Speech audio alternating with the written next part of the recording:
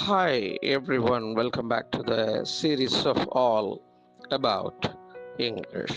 நேற்றைய தினம் நாம் இந்த கிரவுண்ட் பிரேக்கிங் செரிமோனி அப்படின்னு ஒன்று பார்த்தோம், பூமி பூஜை அப்படின்னு.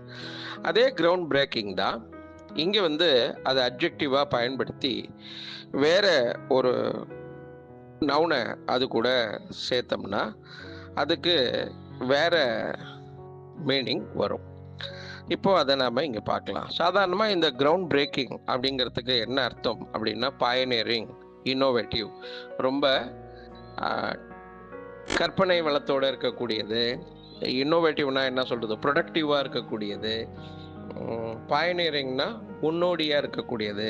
இப்படிலாம் அதற்கு அர்த்தம் சொல்லலாம்.